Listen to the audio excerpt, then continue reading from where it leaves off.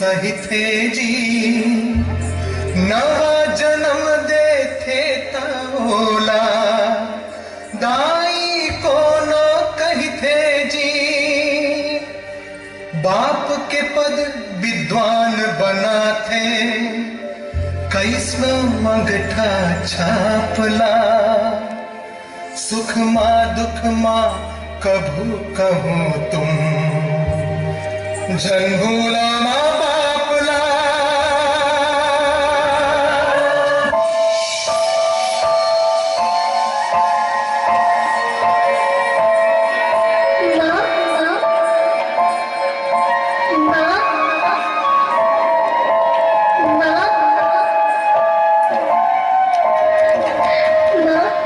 अभी तो भगवान ने मेरे हाथों पे किस्मत की लकीरें भी नहीं बनाई, और उनसे पहले ही आप सबने मेरी तकदीर का फैसला सुना दिया।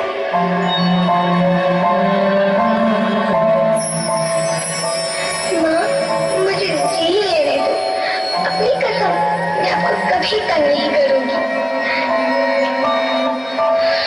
जब खाना खाने के बाद आप सब मीठा खा रही होंगी, तब मैं रसोई में जाकर सारे बर्तन साफ कर दिया करूंगी।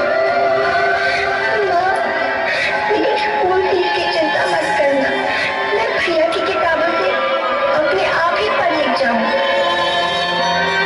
और हाँ, पापा से कहना मेरे दहेज की चिंता ना करें, मैं आपके साथ रहकर आपके बुढ़ापे का सहारा बनूंगी।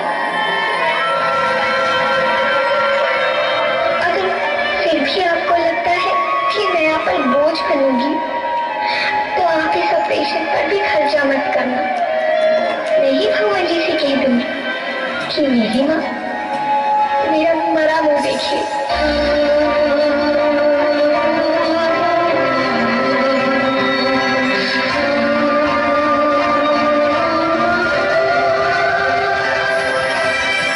बहू, क्या सोच रही हो? घर चले? नन्ही परी के स्वागत की तैयारियां भी तो करनी है।